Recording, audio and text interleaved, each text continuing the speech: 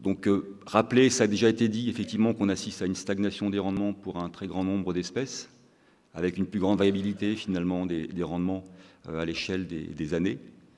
Derrière ça, donc, un changement climatique, mais aussi des aléas, donc des événements qui sont de plus en plus fréquents et qui sont extrêmes et relativement peu prévisibles, mais qui impactent malgré tout le rendement. En termes d'explication également, une évolution des pratiques agricoles, donc sous l'effet de la réglementation, mais c'est aussi sous l'effet de la performance finalement des espèces que l'on cultive et de leur rentabilité. Une demande sociétale, un choix de société qui va également influer directement ou indirectement la réglementation, avec le plan éco-phyto, la directive nitrate, la loi sur l'eau, etc., et qui vont se traduire par des réductions ou des contraintes en termes d'usage.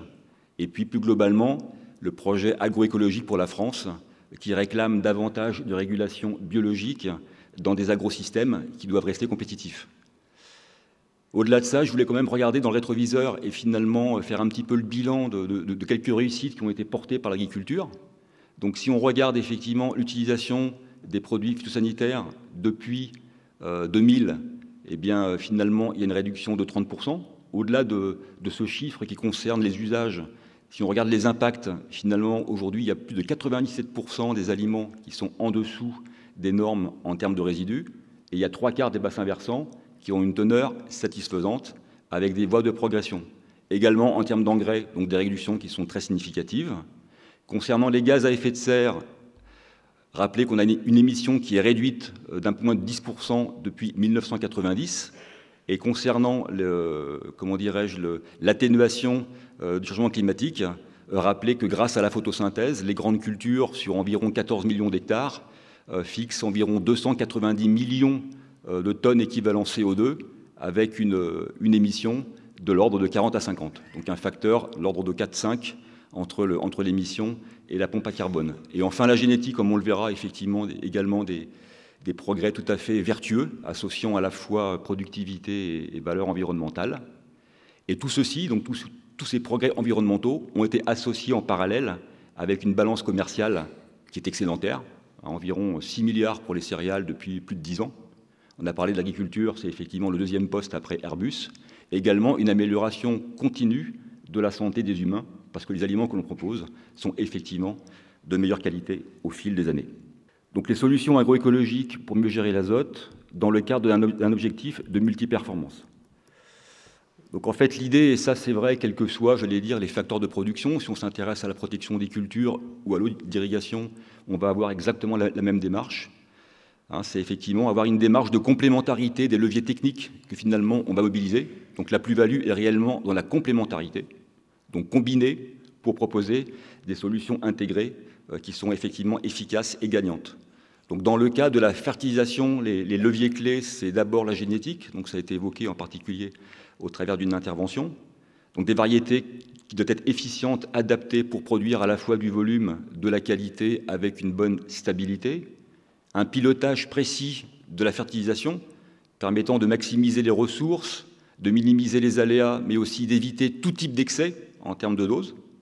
Aller rechercher des sources d'azote naturelles en substitution aux intrants de synthèse, alors via les légumineuses, alors ceux à différents niveaux, à l'échelle de la rotation, culture intermédiaire, etc.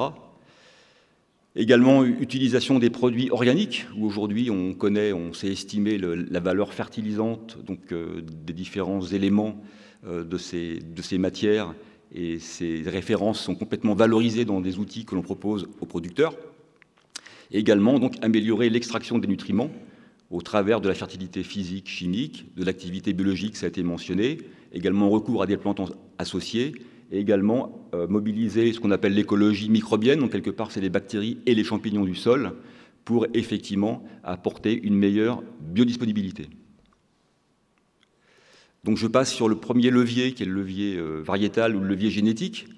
Donc peut-être souligner que finalement le progrès génétique, donc en termes d'augmentation du rendement quintal par hectare et par an, n'a cessé de progresser depuis 1982. Donc le progrès génétique est continu. Et qu'en parallèle, donc on assiste aussi à des variétés qui sont de plus en plus tolérantes au stress climatique, en particulier par rapport à l'eau. C'est vrai pour le blé, c'est vrai pour le maïs. C'est vrai également pour un élément majeur qui est l'azote, qui est mentionné ici sur le graphique.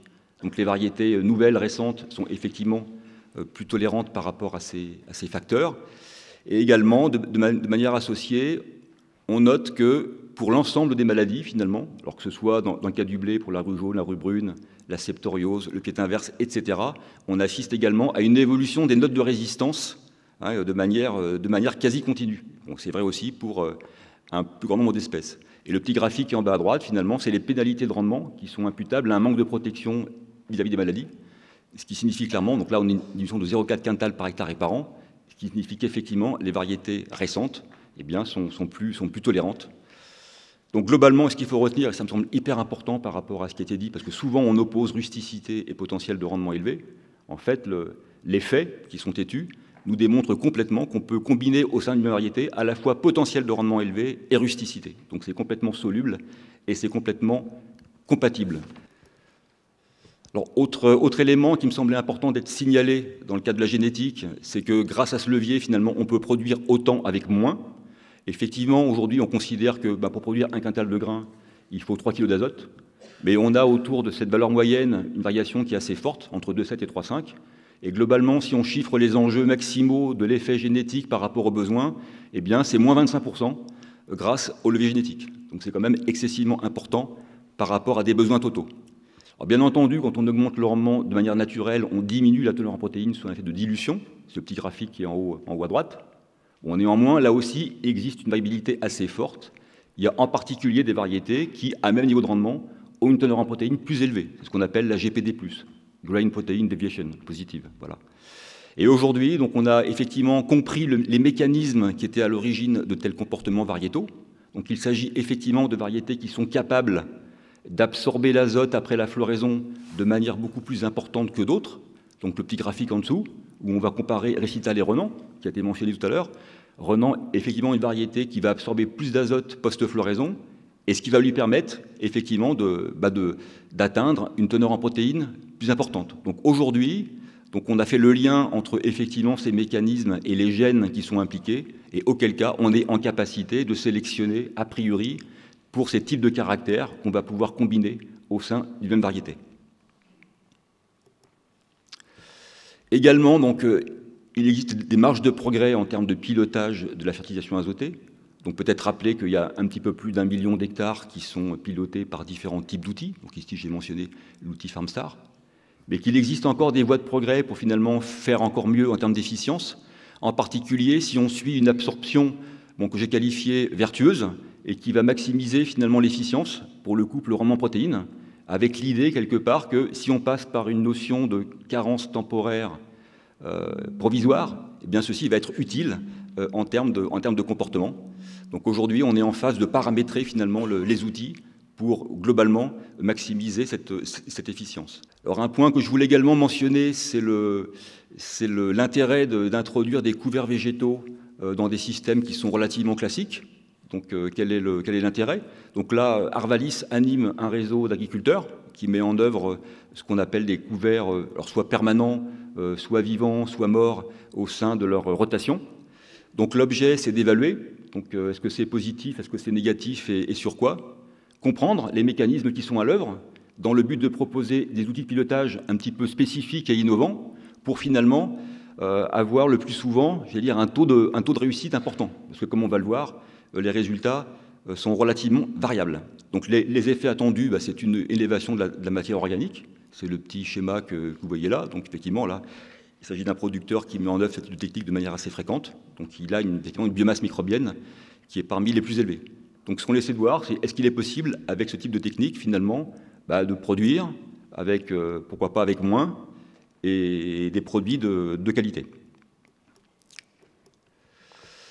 Donc l'idée, c'est d'avoir une espèce de complémentarité entre la plante compagne et puis la plante qu'on va récolter. Donc autrement dit, le couvert doit faciliter, entre guillemets, donc la croissance de la plante que l'on veut récolter sans la concurrencer. Donc c'est un compromis dynamique entre finalement la croissance de deux espèces. Donc si on regarde un petit peu les résultats du réseau, donc 2009-2015, donc en valeur moyenne, donc on compare en fait le résultat du rendement et de la protéine pour le système avec couvert, avec un système plus classique. Donc globalement, en valeur moyenne, on est proche de 100. Si on regarde les minimums, il y a des contre-performances qui sont réelles et parfois, on va dire, cuisantes dans le cas de conduite avec des couverts vivants. Et qu'en revanche, si on est un petit peu optimiste, eh bien on voit qu'effectivement, il y a des performances. Donc on arrive à déplafonner le rendement tout en augmentant la teneur en protéines. Donc ici, juste un exemple qui est parmi les plus emblématiques, puisqu'il s'agit d'un producteur, on va dire, qui met en œuvre ce type de technique depuis 10 ans. Donc on compare en ce cas le rendement d'un blé sous couvert vivant en comparaison à un système classique, mais travail superficiel.